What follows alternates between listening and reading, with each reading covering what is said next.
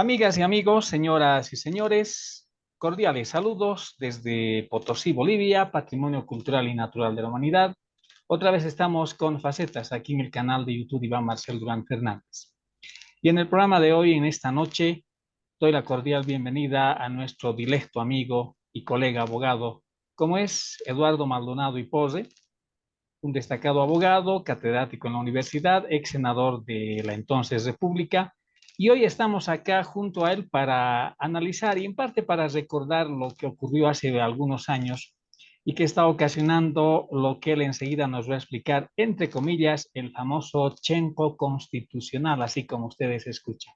Pero primero, el saludo de Eduardo Maldonado y Pose. Buenas noches, bienvenido a Facetas. Buenas noches, doctor Iván Marcel Durán. Muchas gracias por la invitación. Un saludo cordial a la audiencia que sigue Facetas. Y una vez más, gracias por la invitación. Hoy yo me sorprendí, no porque se me fue la memoria, sino me sorprendí por esa mezcla de una palabra en quechua, que es muy interesante, con una palabra en español, que normalmente en el área jurídica no es muy común. 28 de noviembre, a día del Chenco Constitucional. A ver, doctor Maldonado, explica a nuestra audiencia por qué este 28 de noviembre se ha recordado el día, reitero, del Chenco Constitucional. Adelante, Eduardo. Bueno, lo primero que debo decir es que noviembre no puede ser ajeno para el derecho constitucional en Bolivia. Un 19 de noviembre se promulgó la primera constitución política del Estado, de nuestro Estado boliviano, la llamada Constitución Bolivariana. Mira, mira, Iván, esta es una fecha que la hemos dejado pasar. Los bolivianos deberíamos celebrar cada 19 de noviembre el Día de la Constitución. Pero bueno, ahí está, es un dato de la historia, es una constitución redactada por el libertador Bolívar, aprobada por la Asamblea Constituyente de 1825-1826 y, repito, promulgada por el mariscal José Antonio de Sucre el 19 de noviembre de 1826. Ahora bien, noviembre también nos trae a colación otra fecha, pero esta vez es una fecha que habría que llamarla una fecha ingrata, que llena de vergüenza al constitucionalismo boliviano. Y me estoy refiriendo al 28 de noviembre, un día como hoy, hace 6 años atrás, el 28 de noviembre del 2017, la sala plena del Tribunal Constitucional Plurinacional allá en la ciudad de Sucre estaba emitiendo, pronunciando, haciendo pública la sentencia constitucional 84/2017. ¿Por qué digo que es el día del Chenco, Iván? Porque, bueno, a ver, ¿qué significa esta palabra Chenco? Viene del quechua, como tú bien señalabas, es una expresión de uso común que suele dar a entender confusión, desorden, un desarreglo total, un caos. Y eso es lo que está pasando en Bolivia. Tenemos un caos constitucional. Y si tú me lo permites, paso a referir de manera muy puntual. Voy a procurar ser lo más didáctico posible, porque estos temas jurídico-constitucionales muchas veces se hacen complicados para el común de la gente. Comienzo señalando lo siguiente. Nuestra constitución política del Estado establece que el periodo de mandato para presidente, vicepresidente, senadores, diputados, gobernadores, asambleístas departamentales, alcaldes y concejales municipales es de 5 años y pueden ir a una reelección continua.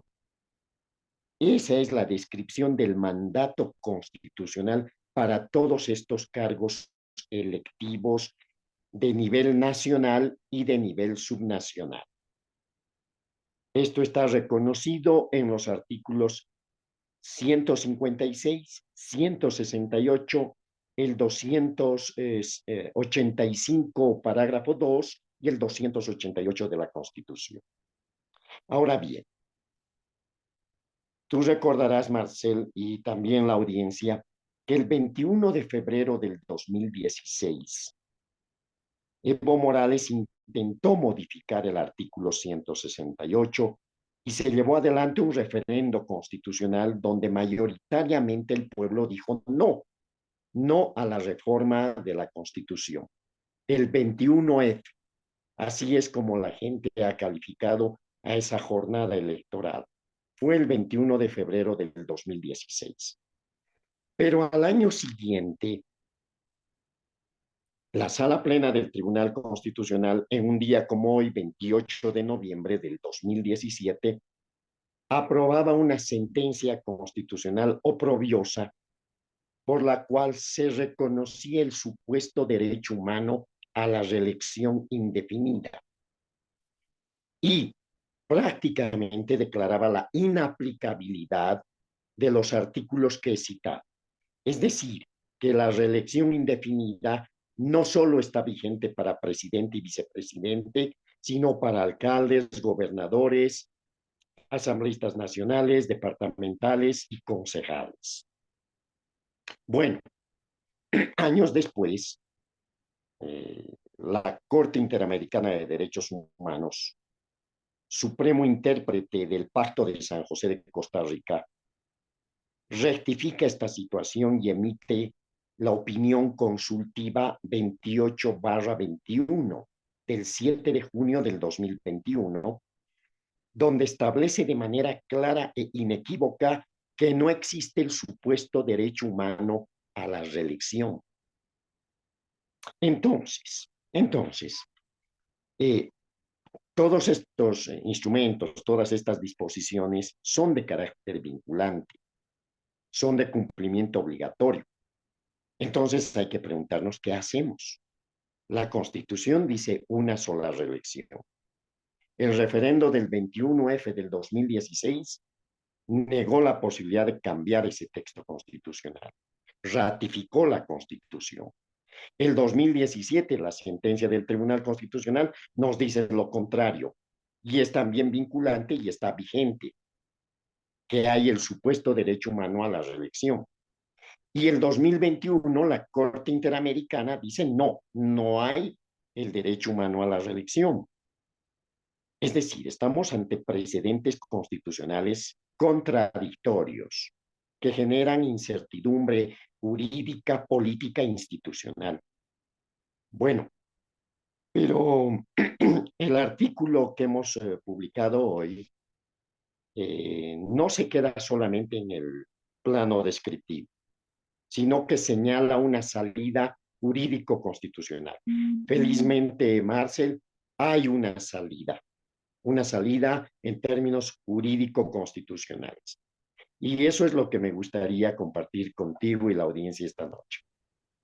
Claro, porque, mira, estimado Eduardo, en los tribunales, no solamente en los tribunales ordinarios, sino se entiende también en el Tribunal Constitucional, en el órgano judicial en todo caso, y también saliendo fuera de Bolivia, los abogados, los estudiantes de derecho, y esto para conocimiento de los ciudadanos que no son abogados, la jurisprudencia ayuda, digamos, a enrectar, si el término cabe, el sentido que se tienen de las resoluciones que dan los tribunales, porque la jurisprudencia, como tú sabes, es el conjunto de fallos que dan los tribunales. Y deben tener, respecto de un tema, un solo camino para evitar confusiones, para evitar contradicciones. Pero lo que tú acabas de manera pedagógica de explicar está nomás confirmando de que no hay esa rectitud, hay un oscurantismo, diríamos así, en la interpretación de esas resoluciones, tanto de la IDH como del propio Tribunal Constitucional. Y eso de verdad no le hace bien a Bolivia porque es un mal precedente para la institucionalidad democrática. En pocas palabras, estimado Eduardo, ¿qué es lo que tendría que hacer en este caso el Tribunal Constitucional? Porque como bien señala tu artículo publicado, es precisamente el próximo mes de diciembre que van a concluir su mandato los miembros del Tribunal Constitucional. ¿Qué tendrían que hacer si de verdad no solamente pueden quedar bien ante la historia, sino de ser verdaderos abogados y yo me atrevería a decir evitar que cometan el delito de incumplimiento de deberes. ¿Qué opinas, Eduardo, al respecto? Antes, debo disculparme por el tono grave y altisonante de mi voz. Estoy aquejado con una gripe de las más fastidiosas, pero No, no, no hay espero que problema. pase ya No, está pronto. bien, está bien, está bien. Adelante, Eduardo. Eh, bueno, decía que el artículo que hemos publicado hoy, que hemos hecho, que hemos compartido en las redes sociales, no se queda solo en el mero plano descriptivo del problema, sino que va a señalar un camino, una salida en términos jurídico-constitucionales. Y esa salida no es otra que la que señala la Ley 027, la ley del Tribunal Constitucional Plurinacional. Esta ley señala lo siguiente, en el artículo 28, parágrafo primero, numeral 15, las atribuciones de la Sala Plena del Tribunal Constitucional Plurinacional. Dice que se convocará a Sala Plena para uniformar la línea jurisprudencial cuando existan precedentes constitucionales contradictorios, que es precisamente lo que tenemos enfrente ahora y lo que está causando zozobra, incertidumbre y preocupación. Y por otra parte, el artículo 30, parágrafo primero, numeral 2, de las atribuciones del presidente del Tribunal Constitucional Plurinacional, señala que es la autoridad encargada de convocar a sala plena y presidir dicha sesión. Ahora bien, como es de conocimiento, tú lo anticipabas, este próximo 31 de diciembre, es decir, que estamos a poco más de un mes, fenecen en su mandato todas las autoridades, las altas autoridades de la justicia boliviana, incluidos los miembros del Tribunal Constitucional Plurinacional. No sabemos qué pase después. Va a ser un hecho realmente inédito, sin precedentes. El Poder Judicial en Bolivia va a quedar descabezado por la incapacidad del sistema político, tanto en el Ejecutivo como en el Legislativo, de encontrar una salida. Bueno, pero tenemos hasta el 31 de diciembre. No es gran cosa lo que estamos pidiendo. Es que el presidente del Tribunal Constitucional Plurinacional, en el marco de sus atribuciones, artículo 30 de la ley del tribunal, convoque a sala plena y que la sala plena, en el marco de sus atribuciones, artículo 28 de la misma ley del tribunal, uniforme la línea jurisprudencial ya. No pueden eludir su responsabilidad ante el país, ante la historia. Hacerlo sería un acto de cobardía. No pueden lavarse las manos. Tienen que saber establecer una línea jurisprudencial que disipe cualquier posibilidad de duda, de confrontación entre bolivianas y bolivianos. Espero, sinceramente, que hayamos lanzado la voz de alerta a tiempo. Estamos a tiempo. A quienes se les acaba el mandato y el tiempo es a ellos, a los miembros del tribunal, pero pueden hacer en una mañana, en una jornada, convocando a sala plena, pueden establecer la línea jurisprudencial. Frente a todo lo que has manifestado, estimado Eduardo, en ese enfoque jurídico constitucional, quisiera, por favor, y esto va como una pregunta, que hagas una relación, pero jurídica, de lo que puede suceder. El derecho es para lo que estamos viviendo, pero yo ya vislumbro un gran problema para el próximo año. Tú sabes muy bien que el expresidente Evo Morales, que está acostumbrado a pisar la ley, a decir que mis abogados van a salvar todo, o los abogados lo salvan todo, es lo que siempre dijo, está pretendiendo nuevamente postularse a la presidencia del Estado plurinacional. Y como es de conocimiento, en las últimas semanas ha desconocido prácticamente lo resuelto por el Tribunal Electoral a nivel nacional con referencia al Congreso, que yo más veo que era un Congreso sindical y no político en el Chapare de Cochabamba. ¿A dónde me voy? Pregunta.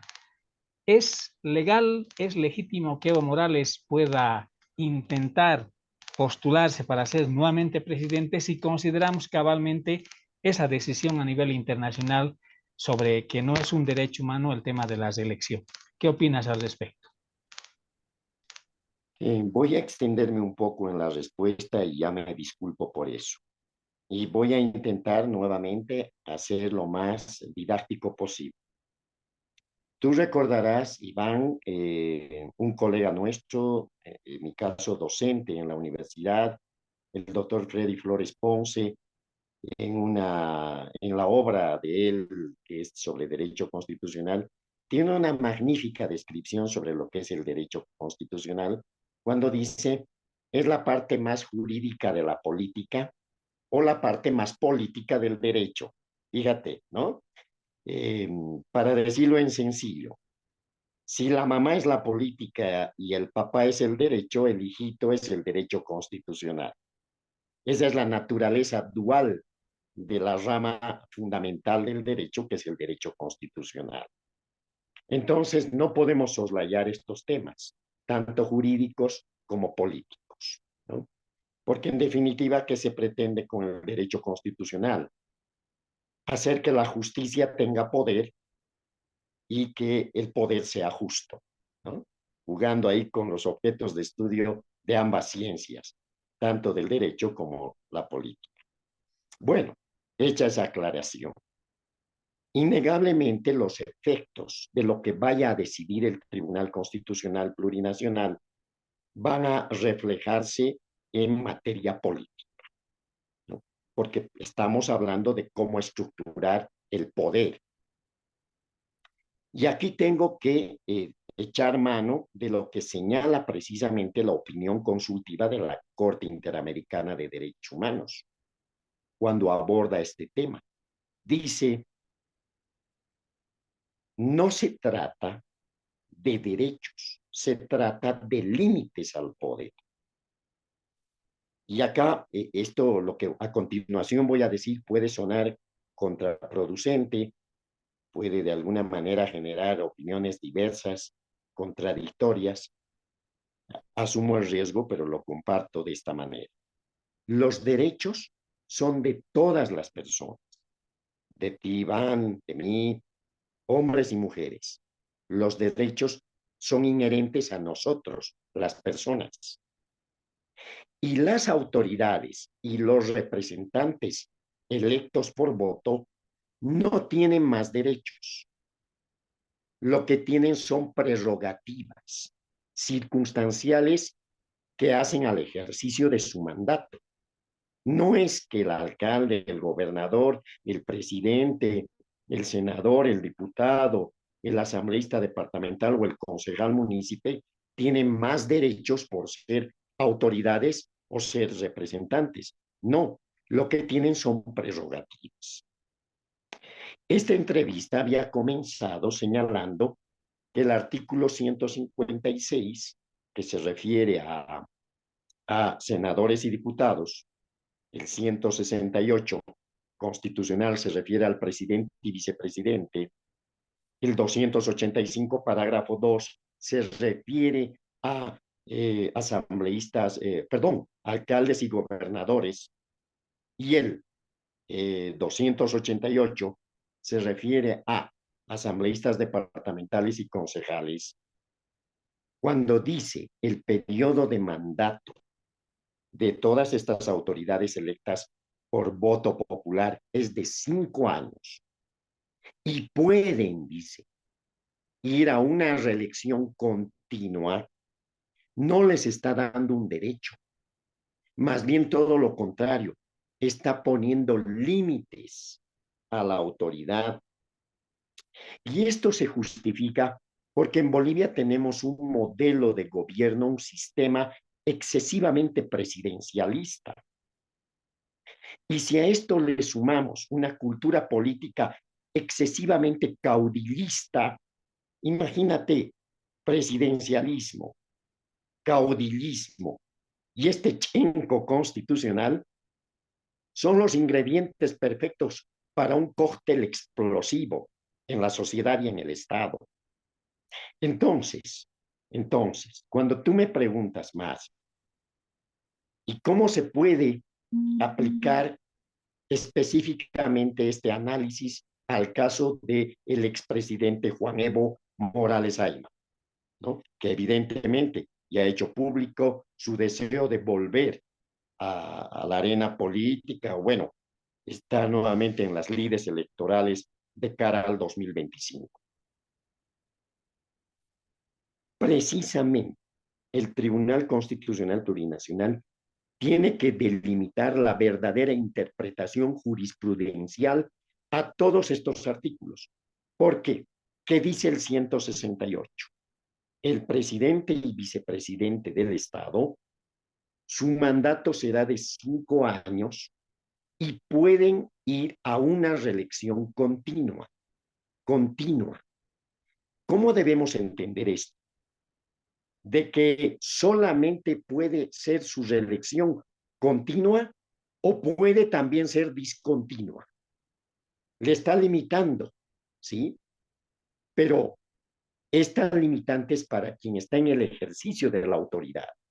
Actualmente Evo Morales no está en el ejercicio de la autoridad. En todo caso, la limitante es para el actual gobernante Luis Arce Catacora. Si él quisiera presentarse, podría hacerlo en previsión del 168, pero con una elección continua. Pero nuevamente la pregunta, cuando dice podrán presentarse a una elección continua, ¿les está cerrando la posibilidad a futuro o solamente se está refiriendo para ese momento coyuntural en el que circunstancialmente están a cargo del ejercicio del poder político? Puede prestarse para las dos interpretaciones. Por lo tanto, este tema así de específico también tiene que entrar en el debate de la sala plena del Tribunal Constitucional Plurinacional. ¿Y tú crees, y te lo digo con todo respeto, y tú crees que esto podrá suceder si sabemos muy bien que lamentablemente el poder político, si el término cabe, está manoseando las funciones del órgano judicial? Otro ejemplo que tenemos para demostrar esto, y esto no se trata de defender a ninguna persona, a ningún gobierno, a ningún presidente, nada de aquello. Nosotros como abogados simplemente lo que estamos haciendo, y en especial tú, es interpretar y hacer conocer lo que dice el derecho. Pero hay un ejemplo que la verdad nos llama la atención y es triste hablar eso. Lo sucedido hace algunos días, cuando un tribunal de apelación ha revocado prácticamente lo decidido con referencia al expresidente Yanine Áñez. Tú sabes que tribunales de materia penal del Alto y de Sacaba, si no me equivoco, dijeron que la presidente tiene que ingresar a la jurisdicción de un juicio de responsabilidades y no ser parte de un juicio ordinario, pero eso lo han revocado. Y eso no, a veces no se necesita ser abogado para darse cuenta, pero la historia nos demuestra, la historia jurídica, que la mayoría de los presidentes constitucionales han sido objeto de juicios de responsabilidades, pero no de juicios ordinarios. Y ahora hemos visto que se ha volcado prácticamente y no se interpreta el derecho. Por eso la pregunta es, estimado Eduardo, ¿crees tú que sucederá eso en el Tribunal Constitucional hasta fin de año? Porque reitero, el poder político de verdad ha sentado sus raíces y ha distorsionado, está distorsionando las funciones del órgano judicial. Esa es mi pregunta. Todos estamos conscientes de que la justicia boliviana está atravesando su peor momento. Es el momento más escandaloso que tengamos conocimiento de cómo se ha envilecido la práctica de la administración de justicia. No podemos generalizar, deben haber honrosas excepciones en jueces, juezas que pretenden dignificar el ejercicio jurisdiccional y competente en diversas materias. Pero la percepción generalizada, y ejemplos sobran, nos está señalando de que estamos en los ojos de la tormenta de la opinión pública, ¿no? La gente le está señalando al abogado, a la abogada, como potenciales delincuentes, a todos, sin distinguir, inclusive a los estudiantes de derecho. Preguntan, ¿qué está estudiando tu hijita o tu hijo? Derecho. No te lo dicen, pero ya se hacen ideas, ¿no? Y es que hemos llegado a ese estado calamitoso, realmente deplorable, que indigna. Tenemos que salir a reivindicar el noble ejercicio de la abogacía, Marcel. Y yo quiero pensar que no todo está perdido, que aunque nos estamos desenvolviendo en un mar de lodo, de, de fango, donde lo que más escasea es la honorabilidad, la probidad, la rectitud, quiero pensar todavía que hay flores de loto en ese fango que van a saber sacar la cara en el momento adecuado. Se les está acabando el mandato. El 31 de diciembre fenecen en su mandato. ¿A qué están jugando? ¿A qué están aspirando? ¿A que un decreto presidencial o una ley corta de emergencia les prorroguen el mandato? Sería inconstitucional. La Constitución establece un periodo de mandato de 6 años, improrrogables, para magistrados del Tribunal Supremo de Justicia, del Tribunal Agroambiental, del Consejo de la Magistratura y del Tribunal Constitucional Plurinacional. Mira, hay al menos 2 consultas desde el 20 de septiembre, una última se ha presentado hace poco, que están dilatando en el Tribunal Constitucional Plurinacional una definición a propósito de las elecciones judiciales. Claro está que no resuelven la crisis de la justicia, pero bueno, están exponiendo al país a que el 1 de enero del próximo año tengamos una acefalía total en todas las altas magistraturas de la justicia. Tú recordarás, cada 2 de enero es la inauguración del año judicial. Me Así es. pregunto, ¿quiénes van a presidir ese acto? ¿Y con qué legitimidad, con qué legalidad van a poder inaugurar las labores del año judicial? Entonces, la situación es crítica, realmente.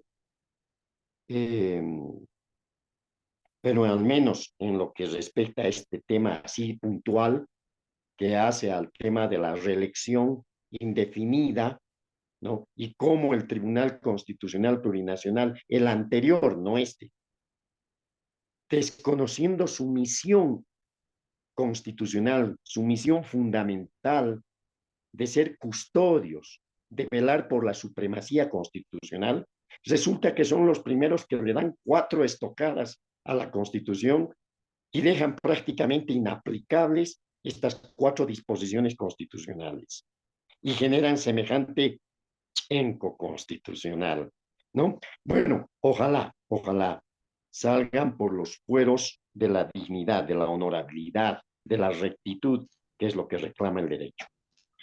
Como siempre, estimado Eduardo, es muy grato, es saludable y sobre todo es muy pedagógico hablar contigo sobre temas constitucionales y políticos. Por ello, en el final de este programa, quiero hacerte una pregunta quizás obligada, porque tú en algún momento también has estado en las lides políticas, fuiste senador por el departamento de Potosí, y eso siempre ha implicado estar en política, que no es nada de malo porque la política es una actividad del ser humano al servicio del pueblo. Eso es lo correcto. ¿Qué opinas del resultado electoral reciente de la República Argentina, que prácticamente está causando revuelo, yo diría, en todo el mundo? Una opinión, a ver, como ex senador, como político, como abogado y como ciudadano boliviano. Debo serte franco, las dos alternativas en las que tenía que dirimir el dilema electoral del pueblo argentino, ninguna me convencía, ¿no? La una, expresando toda esa costra política eh, llena de corrupción, y la otra con un discurso estridente, eh, poco serio, ¿no? Bueno, en todo caso, hay que ser respetuosos. El pueblo argentino ha decidido con su voto. Espero que sea para bien.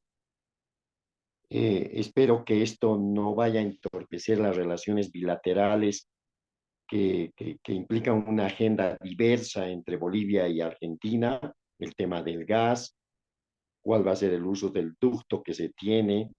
Se nos está acabando el rol de proveedores de gas, pero eventualmente ellos van a acabar siendo los que nos provean luego de gas.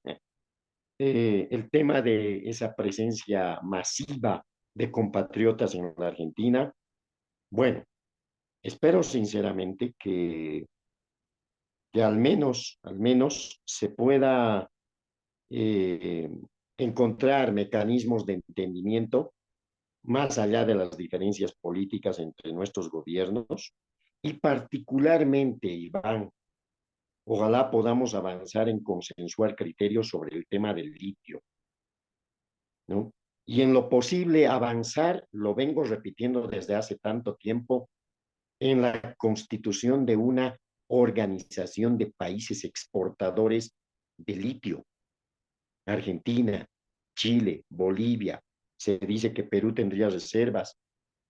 Esta es la única manera de preservarnos ante esta polarización del mundo entre el eje ruso-chino por un lado y por el otro lado los Estados Unidos y sus aliados, ¿no?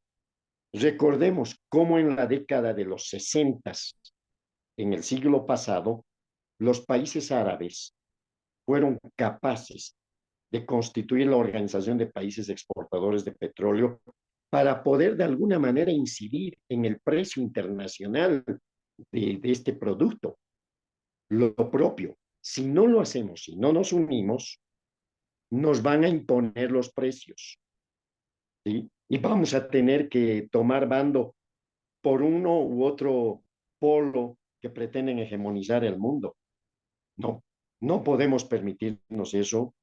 Sudamérica es un territorio en el que tenemos que a toda costa preservar esta independencia y no alineación en términos internacionales, y podemos hacerlo ahora que tenemos ese reservorio importante que es el salar de Uyuni y los salares de la Argentina, de Chile, ¿no? Espero, sinceramente, espero que podamos encontrar esos niveles de entendimiento para el bienestar general de la gente. Que al final la política es eso, procurar el bien común. Muchas gracias por tu participación, estimado Eduardo. Y reitero, como siempre, muy saludable y sobre todo muy pedagógico seguir aprendiendo en esta vida acerca del derecho político, del derecho constitucional. Te invito a despedirte y ya sabes que en cualquier momento estamos siempre prestos a darte la cámara, el micrófono aquí en Facetas, porque de eso se trata este programa, de ampliar más el bagaje cultural que deben tener todos los ciudadanos, porque de eso también es la base de la que tienen las redes sociales. Tu despedida, estimado Eduardo. Bueno, muy agradecido. Una vez más me disculpo por las altisonancias de mi tono grave de voz. Es la gripe, que bueno, por estos cambios de temperatura intempestivos que estamos viviendo en Potosí.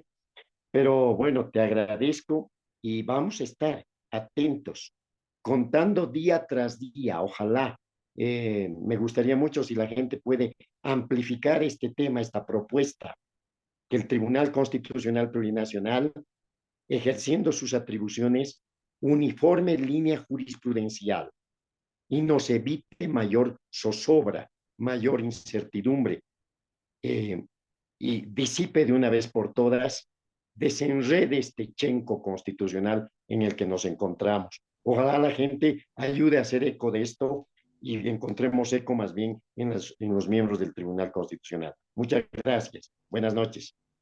Gracias, estimado Eduardo. Señoras y señores, en este martes 28 de noviembre del año 2023, hemos tenido una entrevista vía Zoom aquí en Facetas con el abogado, político y ex senador Eduardo Maldonado y Pose, a quien una vez más le agradecemos, y estaremos muy pronto seguramente con él para seguir tocando estos temas político-constitucionales que son de candente actualidad. Y con ustedes, buenas noches, volveremos en cualquier momento con Facetas aquí en el canal de YouTube Iván Marcel Durán Fernández. Buenas noches Eduardo, hasta muy pronto. Gracias por tu participación. Buenas noches.